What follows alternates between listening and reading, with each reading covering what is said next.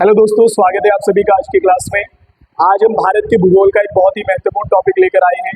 भारत में हिमालय श्रेणियों का विस्तार या हिमालय पर्वत का जो विस्तार है, हिमालय की जो श्रेणियां हैं, ट्रांस, शिवालिक, मध्य हिमालय, वृहद हिमालय, उन सब के विस्तार को, उनकी चोटियों को, उनके ग्लेशियरों को हम आज इस वीडियो में पढ़ने वाले हैं। ठीक है ना। तो इसके लिए सबसे जरूरी है कि आप अपने पास मैप बनाकर रखें, या आपके पास मैप बना हुआ है, आप लिखना चाहते हैं लिख भी सकते हैं, और मैप के साथ आप देख भी सकते हैं कि कहाँ पर किस तरीके की परिस्थिति या स्थिति है। ठीक है ना। पहले यहाँ से हम समझते हैं कि भारत की भौतिक संरचना की अगर हम बात करें तो आप यहाँ से याद रखेंगे कि देश के कुल क्षेत्रफल का 10.10% भाग पर लगभग पर्वत है। ठीक है ना। और 18% भाग पर जो है पठार है, और 43% भाग पर जो है मैदानों का विस्तार है। ठीक है ना। ये आप यहाँ से ध्यान रखेंगे। उसके बाद हम जो है भारत की भौतिक संरचना के आधार पर, भारत को भौतिक संरचना के आधार पर 5 भागों में बांटा गया है। जैसे उत्तर का पर्वतीय प्रदेश, ठीक है ना, जिसमें पर्वत है, उत्तर का मैदान, प्रायद्वीपीय पठार, ठीक है ना। उसके बाद जो है तटीय मैदान या मरुस्थलीय मैदान, ठीक है ना, जहाँ पर रेगिस्तान वगैरह है। ठीक है। तो इसमें अगर हम सबसे पहले पार्ट्स इसको देखते हैं कि उत्तर का पर्वतीय जो प्रदेश है, जहाँ पर पर्वतों का विस्तार है, तो उसमें आप देखेंगे कि भारत का ये वाला जो बेल्ट है, ये वाली यहाँ जम्मू कश्मीर से लेकर और अरुणाचल प्रदेश के मोड़ तक, ठीक है ना, तो यहाँ तक भारत में जो है पर्वतों का विस्तार है, हिमालय श्रेणियों का विस्तार है। और आज का हमारा वो टॉपिक है, वही हम हिमालय की श्रेणियों को पढ़ेंगे। यहाँ आप देख सकते हैं हिमालय की श्रेणियों की अगर हम बात करेंगे तो 4 हैं। सबसे ऊपर ट्रांस हिमालय, फिर बृहद हिमालय, मध्य हिमालय और शिवालिक हिमालय। ठीक है ना। तो आप यहाँ से याद रखेंगे। तो शुरू करते हैं। सबसे पहले हम बात करेंगे ट्रांस हिमालय की। ठीक है ना। और आप यहाँ से समझ कर चल सकते हैं, मैप लेकर साथ में बैठे तभी आपको समझ में आएगा। ठीक है ना। आप साथ साथ मैप में जो है इसकी लोकेशन को ऐड भी कर सकते हैं। ठीक है। देखो ध्यान से, सबसे पहले हम बात करेंगे ट्रांस हिमालय की, क्योंकि ट्रांस हिमालय अगर हम श्रेणियों की बात करेंगे तो सबसे ऊपर ट्रांस हिमालय, फिर बृहद हिमालय, फिर मध्य या लघु हिमालय, फिर जो है शिवालिक हिमालय आता है। ठीक है ना। जो हिमालय का सबसे नवीन भाग भी कहलाता है, सबसे नीचे शिवालिक हिमालय। ठीक है। अब हम यहाँ पर अगर बात करें मध्य हिमालय को, ट्रांस हिमालय की, तो आप यहाँ से जो है ट्रांस हिमालय की जो है वो स्थिति देख सकते हैं। ठीक है। यहाँ पर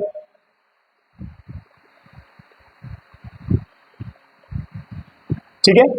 अब देखो ध्यान से, आपने जो है ये ट्रांस हिमालय की जो है स्थिति है, अभी मैंने इसको इस तरीके से क्यों बनाया मैं आपको समझा रहा हूँ। ठीक है।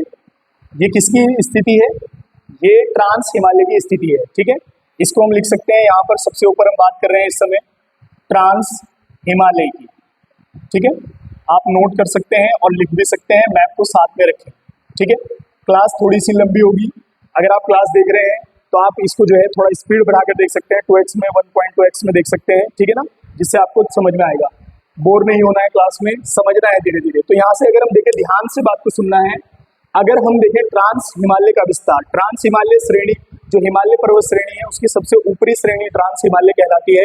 और जो है इसको अगर हम ध्यान से देखेंगे तो ये जो है कहाँ कहाँ पर इसका विस्तार है, मैंने इसका विस्तार बनाया है। ठीक है। अगर विस्तार के आधार पर बात करें तो इसकी ये जो है ये श्रेणी है। ठीक है। जैसे अगर हम इस वाली श्रेणी की बात करें तो इसका नाम है काराकोरम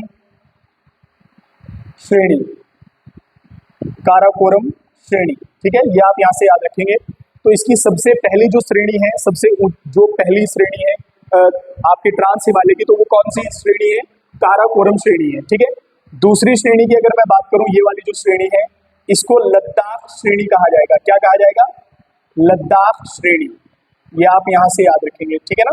कौन सी श्रेणी है? लद्दाख श्रेणी। तीसरी श्रेणी अगर मैं बात करूं, ये वाली जो श्रेणी है नीचे वाली, तो ये कहलाएगी जास्कर श्रेणी। कौन सी? जास्कर श्रेणी। ये आप यहाँ से याद रखेंगे। ठीक है। तो आपने अभी तक देखा कि हमने ट्रांस हिमालय की 3 श्रेणियों की बात की है। एक काराकोरम श्रेणी, फिर उसके बाद लद्दाख श्रेणी, फिर उसके बाद जास्कर श्रेणी। ठीक है ना।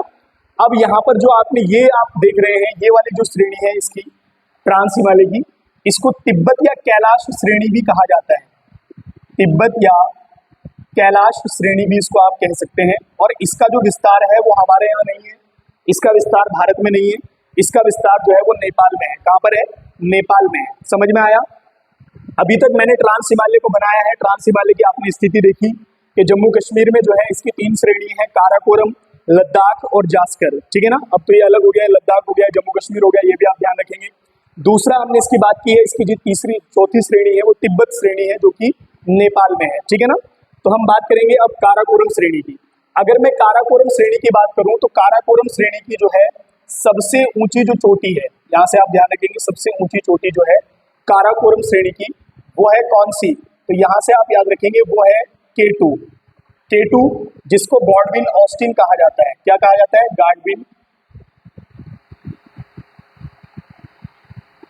ऑस्टिन, ठीक है ना, ये आप यहाँ से याद रखेंगे। अगर मैं बात करूं काराकोरम श्रेणी की सबसे ऊंची चोटी की, जिसका नाम है गॉडविन ऑस्टिन, ठीक है ना, तो ये काराकोरम श्रेणी की सबसे ऊंची चोटी है, ठीक है ना। और इसकी अगर मैं ऊंचाई की बात करूं तो आप यहाँ से याद रखेंगे कि इसकी 86 मीटर जो है इसकी ऊंचाई है, ये आप यहाँ से याद रखेंगे। दूसरा पॉइंट इससे आप याद कर सकते हैं, मैं केवल बोल रहा हूँ, आपको लिखना है। गॉडविन ऑस्टिन जो है वो भारत की सबसे ऊंची चोटी भी कहलाती है, लेकिन कई बार कंचनजंगा का नाम सामने आता है, तो मैं आपको बताऊंगा उसके बारे में भी। कंचनजंगा जो चोटी है वो बृहद हिमालय के अंतर्गत आती है। अगर प्रश्न ये बनता है कि बृहद हिमालय में जो है भारत की यानी कि हिमालय की स्थिति में भारत की सबसे ऊंची चोटी, तो कंचनजंगा आएगी।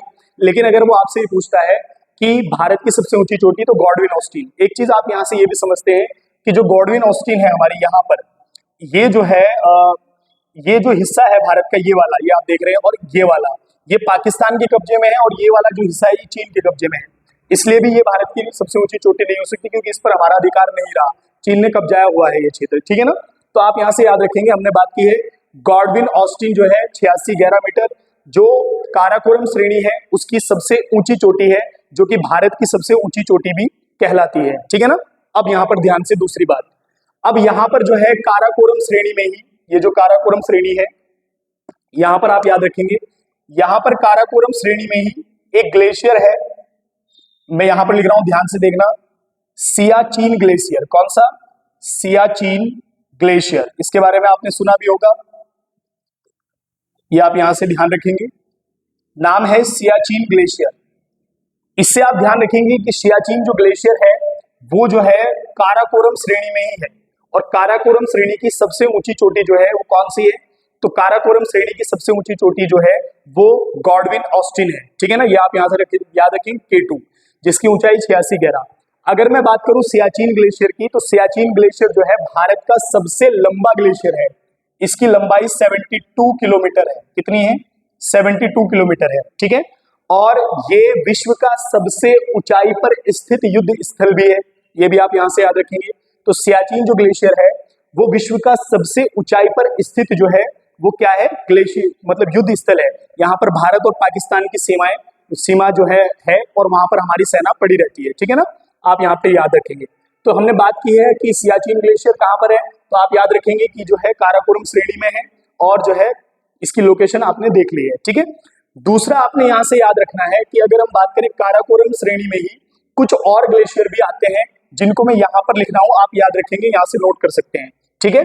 यहाँ पर जो है आप याद रखेंगे बियाफो, एक ग्लेशियर है बियाफो, ठीक है ना, बाल्टेरा और हिस्पर, ठीक है, ये आप नोट कर लें, बियाफो, बाल्टेरा और हिस्पर। ये हिमनद यानी कि ये ग्लेशियर भी जो है किसमें है, तो काराकोरम श्रेणी में ही ये ग्लेशियर है, और काराकोरम श्रेणी जो है वो ट्रांस हिमालय का एक भाग है। किसका? ट्रांस हिमालय का एक भाग है, ठीक है ना। उसके बाद मैंने आपको बताया कि सियाचिन ग्लेशियर ये भारत का सबसे लंबा ग्लेशियर है, गॉडविन ऑस्टिन ये भी काराकोरम श्रेणी के अंतर्गत है, और काराकोरम श्रेणी के अंतर्गत अन्य जो है बियाफो, बाल्टेरा और हिस्पर, ये ग्लेशियर भी काराकोरम श्रेणी के अंतर्गत ही अन्य आते हैं, ठीक है ना। उसके बाद हम बात करते हैं लद्दाख श्रेणी की, ठीक है ना। जो लद्दाख श्रेणी है वो किसकी है, आप यहाँ से याद रखेंगे, लद्दाख श्रेणी भी ट्रांस हिमालय का ही पार्ट है, ठीक है। तो यहाँ से आपने याद रखना है लद्दाख श्रेणी से कि लद्दाख श्रेणी में एक चोटी है जिसका नाम है, मैं यहाँ पर लिख रहा हूं, राकापोशी। क्या है? राकापोशी चोटी, ये आप याद रखेंगे, राकापोशी चोटी। अगर मैं राकापोशी चोटी की बात करूं, किस तरीके से एग्जाम में इसको पूछता है, तो आप याद रखेंगे कि राकापोशी चोटी जो है वो विश्व की सबसे तीव्र ढाल वाली या सबसे तेज ढाल वाली जो है चोटी है, राकापोशी चोटी, ठीक है ना। और जो कहां पर है, तो आप याद रखेंगे ये जो है लद्दाख श्रेणी के अंतर्गत आती है। किसके अंतर्गत आती है? लद्दाख श्रेणी के। इसके अलावा अन्य जो मैंने आपको इससे पहले वीडियो में जो है दर्रे बताए थे लद्दाख श्रेणी के, तो उन दर्रों का विस्तार भी लद्दाख श्रेणी में जो है। यानी कि इसी श्रेणी के अंतर्गत आता है। जैसे मैंने लद्दाख को जो है जोड़ने वाले, लेह को जोड़ने वाले, मनाली को जोड़ने वाले, श्रीनगर को जोड़ने वाले, इन सब दर्रों की हमने इससे पिछली वीडियो में बात की थी, तो आप जाकर वहां पर देख सकते हैं। ठीक है, तो मैंने आपको कहा कि सबसे पहले हमने काराकोरम श्रेणी की बात की, जिसमें हमने गॉडविन ऑस्टिन चोटी की बात की, उसके बाद हमने सियाचिन ग्लेशियर की बात की, उसके बाद बियाफो बाल्टेरा हिस्पर, और फिर लद्दाख श्रेणी में हमने जो है राकापोशी जो है चोटी की बात की है। ठीक है, एक दूसरी चीज आप जो है लद्दाख से यहां से याद रखेंगे, दूसरी चीज भी जो आपने याद रखनी है कि यहाँ पर जो है लद्दाख में एक क्षेत्र है जिसका नाम है द्रास। यहां से याद रखेंगे कौन सा क्षेत्र है, द्रास क्षेत्र है। ये द्रास जो है लद्दाख श्रेणी के अंतर्गत आता है और ये भारत का सबसे जो है ठंडा स्थल है। भारत का अगर सबसे ठंडे स्थल की बात आएगी तो वो आएगा द्रास क्षेत्र। ठीक है, यहां से आप याद रखेंगे ये भारत का सबसे ठंडा स्थल है। ठीक है, आगे बढ़ते हैं।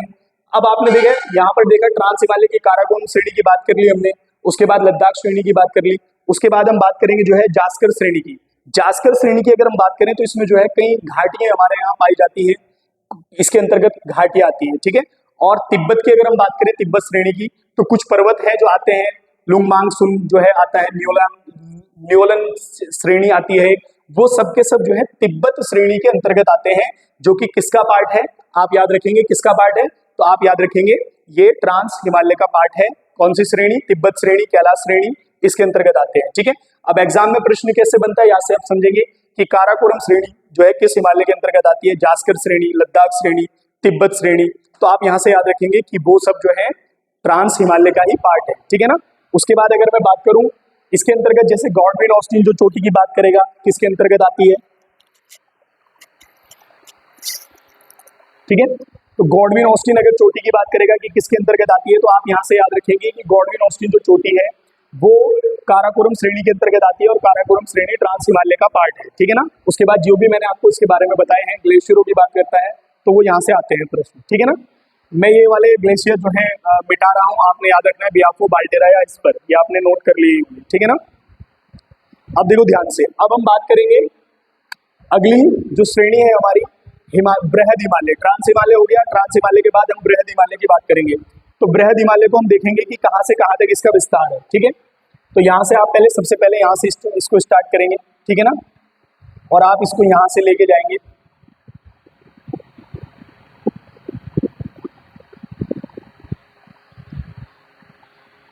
ठीक है, तो आप इसको इस तरीके से जो है याद कर सकते हैं। आप इसकी मैप पे लोकेशन बनाएंगे कि कहाँ पर जो है किस जगह जो है हमारी किस श्रेणी का विस्तार है। तो आपकी जो हिमालय श्रेणी है, बृहद हिमालय श्रेणी, उसका ये जो है आपका विस्तार है। ठीक है, ये आप ध्यान रखेंगे कौन सी श्रेणी है ये, तो ये आपकी जो है बृहद हिमालय, या फिर इसको महान हिमालय भी कहा जाता है। बृहद हिमालय या उच्च हिमालय, महान हिमालय भी इसको कहा जाता है। ठीक है, एक चीज आपने ध्यान रखनी है यहाँ से, अगर हम हिमालय की बात करें तो इसकी जो लंबाई है पश्चिम से पूर्व तक वो लगभग 2500 किलोमीटर है। कॉमन सी चीज है, लिखने की आवश्यकता नहीं, याद रखनी है आपने बस। और अगर इसकी चौड़ाई की बात करें तो कहीं पर इसकी चौड़ाई 120 किलोमीटर से लेकर 190 किलोमीटर 190 किलोमीटर तक भी है। ठीक है ना, ये आप यहाँ से याद रखेंगे। अब हम इसके विस्तार की बात करेंगे, बृहद हिमालय की जो है कि कहाँ कहाँ पर इसका विस्तार है और कौन कौन सी इसकी चोटियां हैं। अगर मैं बृहद हिमालय की चोटियों की बात करूं तो इसकी जितनी भी आपको चोटियां देखने को मिलेंगी, सब चोटियों की जो ऊंचाई है वो लगभग 6000 मीटर से ऊपर है।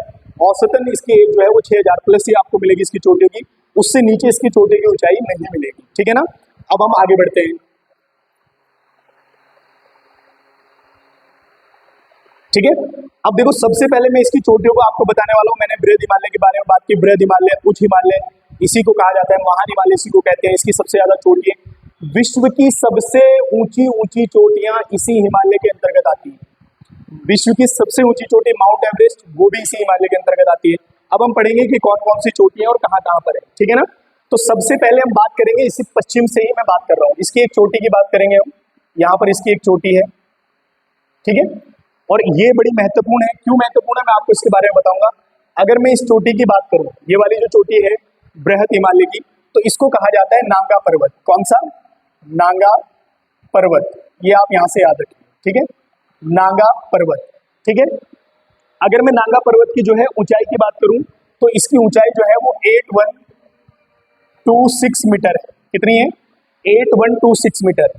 अब यहां से आपने याद ये रखना है, अगर ये आता है कि हिमालय की सबसे पश्चिमी चोटी कौन सी है? तो नंगा पर्वत आप यहाँ से याद रखेंगे। नांगा पर्वत जो है वो हिमालय की सबसे पश्चिमी चोटी है, ये आप यहाँ से याद रखेंगे। कहाँ बनाई है हमने?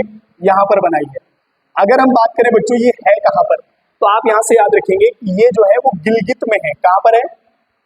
गिलगित, जो क्षेत्र जो है पाकिस्तान के कब्जे में है भारत का, उस क्षेत्र में आता है। कई बार भारत भी रहता है, कई बार गिलगित रहता है, जो पाक अधिकृत कश्मीर है वहां पर भी इसकी लोकेशन ट्रैक होती है। ठीक है, तो आप यहाँ से याद रखेंगे कि जो नांगा पर्वत है वो सबसे पहली चोटी है किसकी? तो आप याद रखेंगे वो हिमालय की। और सबसे पश्चिमी चोटी की बात करेगा वो, तो अगर पेपर में इस तरीके से भी प्रश्न पेपर में बनता है। ठीक है ना, अब आगे बढ़ते हैं। आगे इसकी चोटी की बात करें तो हम बात करते हैं अपने उत्तराखंड की। ठीक है ना, उत्तराखंड में वैसे तो मैंने आपको बहुत सारी चोटियां बताई थी। बृहत हिमालय के अंतर्गत मैं आपको विस्तार से जो है उत्तराखंड का भौगोलिक विभाजन मैंने 8 भागों में आपको पढ़ा रखा है, आप जाकर देख सकते हैं। ठीक है ना, तो अगर हम बात करें इसकी यहाँ वाली चोटी की, तो यहाँ से आप याद रखेंगे इसकी चोटी के बारे में। यहाँ पर जो है इसकी एक चोटी है जिसका नाम है कामेट। क्या है? कामेट, जिसकी हाइट है 77-56। आप यहाँ से देख सकते हैं। ठीक है, 77-56। तो बृहत हिमालय की उत्तराखंड में एक चोटी पाई जाती है जिसका नाम है कामेट, जिसकी हाइट कितनी है? 77-56 है। ठीक है, वहीं पर जो है इसकी एक और चोटी है जिसके बारे में हम बात करेंगे, जिसका नाम है, बहुत ही फेमस चोटी है, नाम है नंदा देवी पर्वत। क्या है? नंदा देवी, ये आप यहाँ से याद रखेंगे, नंदा देवी। और इसकी जो हाइट है 7817, ये उत्तराखंड की सबसे ऊंची चोटी है और जो बृहत हिमालय के अंतर्गत आती है। ठीक है, तो यहाँ पर हम सबसे पहले हमने नंगा पर्वत की बात की, उसके बाद हम कामेट पर्वत पर आए, फिर हम नंदा देवी पर्वत पर आए। इन दोनों की जो लोकेशन है वो उत्तराखंड में है, उत्तराखंड भारत में है, यानी कि भारत में इसकी स्थिति रहेगी। ठीक है ना, समझ में आया? अब ध्यान से बात को सुनना। उसके बाद हम आगे बढ़े, ये गलत हो गया, देखो दरअसल ये हिमाचल में बन गई, आप नीचे बनाना इनको। ठीक है ना, दोबारा बना देते हैं, कोई बात नहीं।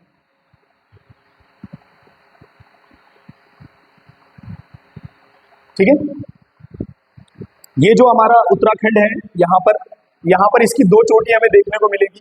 ठीक है ना, उत्तराखंड में इसकी 2 चोटियां देखने को मिलेगी। अभी मैंने आपको इसके बारे में बताया, एक चोटी ये है और एक चोटी ये है। ठीक है ना, अब इन दोनों को जो है मैं इनके नाम नीचे लिख रहा हूँ, आप यहाँ से ध्यान रखेंगे। बात करें तो सबसे पहली चोटी है कामेट, जिसके बारे में अभी मैंने आपको बताया, हाइट है 77-56। ठीक है ना, उत्तराखंड में है। और दूसरी जो चोटी है वो उसका नाम है नंदा देवी पर्वत, जिसको कहते हैं। ठीक है, नंदा देवी चोटी, जिसकी हाइट है 7817। ठीक है, यहाँ से आप याद रखेंगे।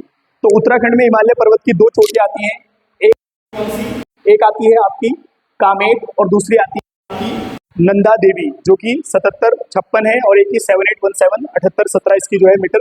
ठीक है, वो हिमाचल में बन गई थी, आप नीचे बना लेना। ठीक है ना, आगे हम बढ़ते हैं बृहद हिमालय को लेकर। देखो एक चीज और देखना, मैं आपको पश्चिम से पूर्व की ओर क्रम भी लेकर चल रहा हूँ उसकी चोटियों का। ठीक है, तो सबसे पहले हमने नंगा पर्वत को पढ़ा, उसके बाद हमने जो है कामेट को पढ़ा, फिर नंदा देवी को पढ़ा। ठीक है ना, अब अगली चोटी किसकी बात करेंगे, ध्यान से लिखना है आपने और ध्यान से यहाँ पर याद भी रखनी है इसको। ठीक है, अगली इसकी चोटी की बात करें तो अगली चोटी आएगी इसकी धौलागिरी। कौन सी आएगी? धौलागिरी, यहां से आप याद रखेंगे।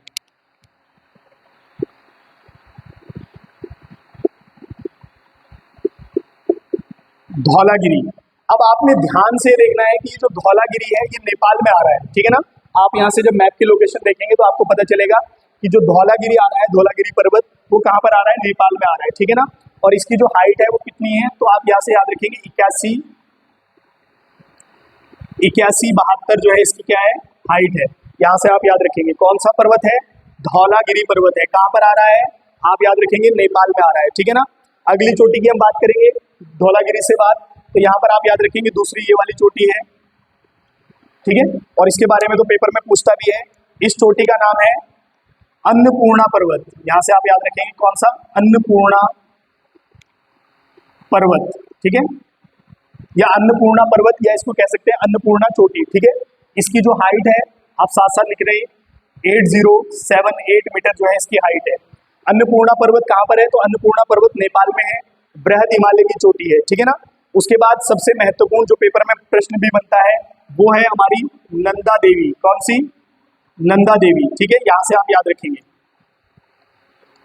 सबसे ऊंची चोटी जो है वो है, सॉरी, बृहद हिमालय की सबसे ऊंची चोटी नंदा देवी याद है, माउंट एवरेस्ट। ठीक है ना, ये आप यहाँ से याद रखेंगे, इसके बारे में मैं आपको यहाँ बता रहा हूँ। अगर हम बात करें विश्व की सबसे ऊंची चोटी की, तो यहाँ से आप याद रखेंगे माउंट एवरेस्ट, ये आप याद रखेंगे, ठीक है। यह विश्व की सबसे ऊंची चोटी है और बृहद हिमालय के अंतर्गत आती है। और कहाँ पर आ रही है, तो आप याद रखेंगे नेपाल में आ रही है। कहाँ पर आ रही है? नेपाल में आ रही है। अगर मैं इसकी हाइट की बात करूं तो इसकी हाइट है 8,848.86 मीटर, ये आप याद रखेंगे, ठीक है। 8848.86 मीटर जो है इसकी हाइट है।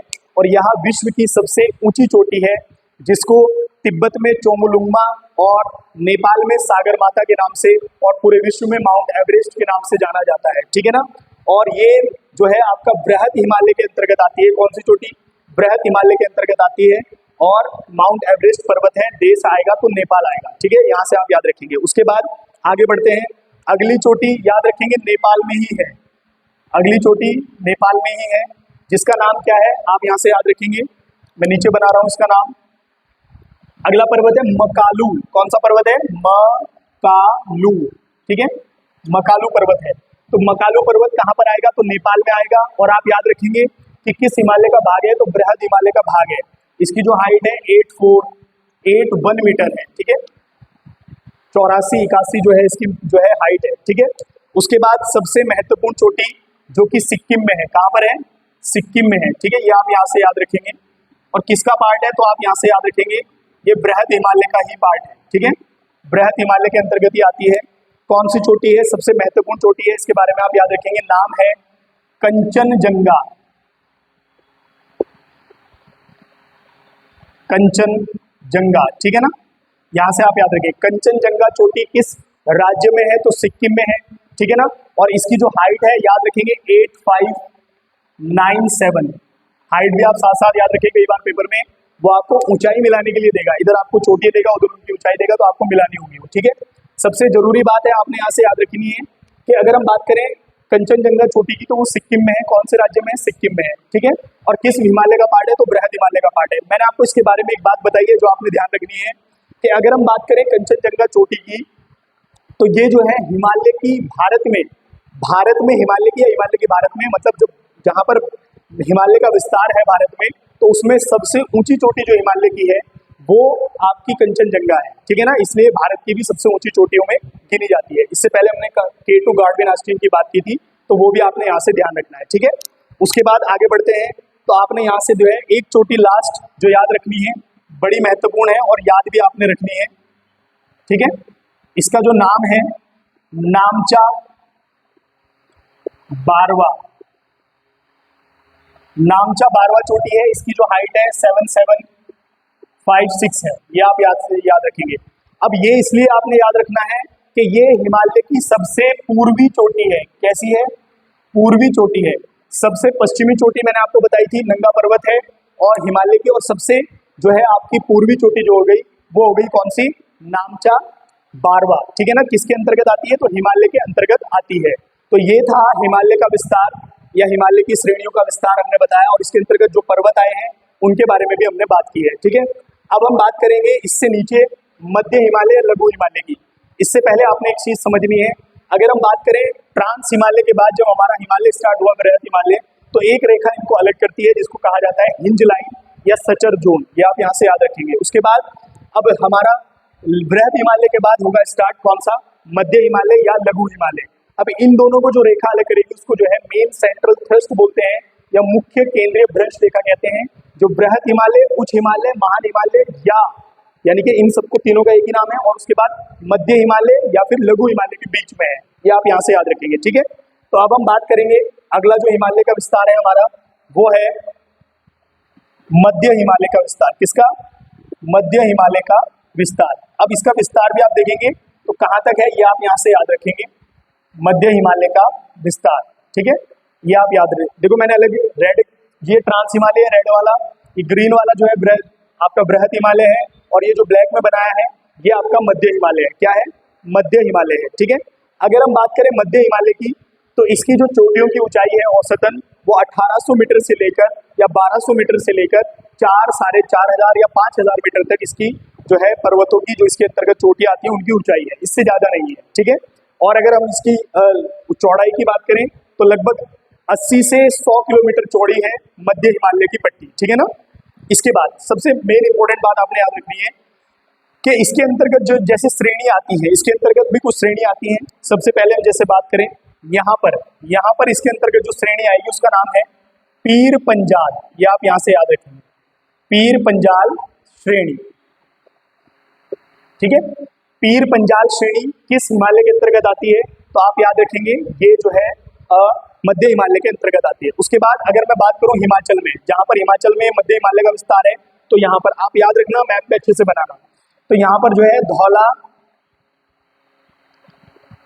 धार श्रेणी, तो हिमाचल में धौलाधार श्रेणी किसके अंतर्गत आती है, तो मध्य हिमालय के अंतर्गत आती है। और यहाँ से सबसे महत्वपूर्ण ये है कि इसी धौलाधार श्रेणी पर जो है आपका शिमला बसा है। क्या बसा है, तो शिमला कहाँ पर है, हिमाचल में है, आप याद रखेंगे। तो धौलाधार श्रेणी पर ही शिमला बसा हुआ है, ठीक है।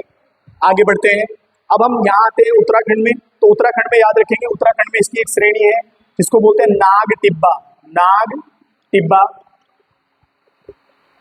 ठीक है। ये आप यहाँ से याद रखेंगे नाग टिब्बा। और दूसरा यहीं पर उत्तराखंड में मसूरी की भी अगर बात करेंगे तो वो भी इसी के अंतर्गत आती है। किसके अंतर्गत, मध्य हिमालय के अंतर्गत आती है, नाग टिब्बा और मसूरी। उसके बाद अगर मैं बात करूं नेपाल में, तो नेपाल में भी जो मध्य हिमालय का विस्तार है वहां पर आती है महाभारत श्रेणी।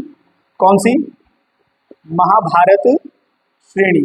तो ये मध्य हिमालय का पार्ट है और जो है कहां पर मिलता है हमें देखने को, तो आप याद रखेंगे ये नेपाल में देखने को मिलता है।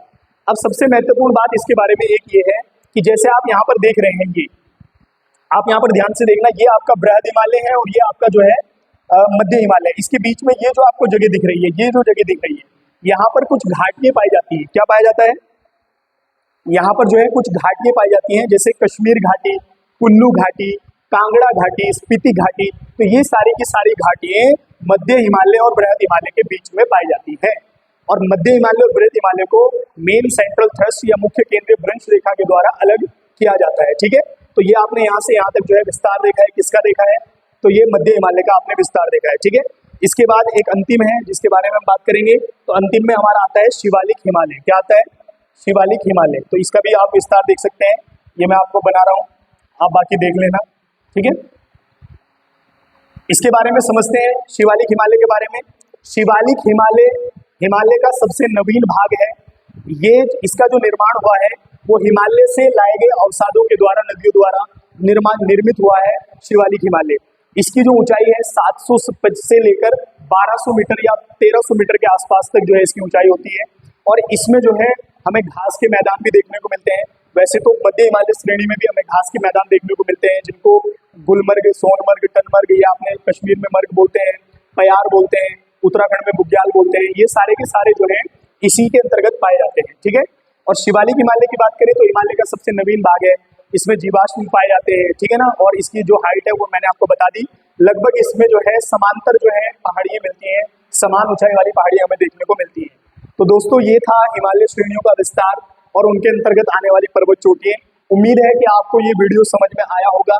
इसके बाद हम जो है नदियों के आधार पर हिमालय का विस्तार बताएंगे आपको इससे अगली वीडियो में। और उसके बाद आगे जो है जो भी टॉपिक हमें ज्योग्राफी के मिलेंगे उनको हम करेंगे, ठीक है। अगर आपको वीडियो पसंद आई है तो आप इसको लाइक कर सकते हैं और अपने दोस्तों को भी शेयर कर सकते हैं ताकि उनको भी ये समझ में आ जाए, ठीक है ना। और चाहे तो यहाँ से नोट्स बना सकते हैं और आप इसको जो है पेपर में भी मैप में फिल कर सकते हैं, ठीक है। अगली वीडियो तक के लिए धन्यवाद।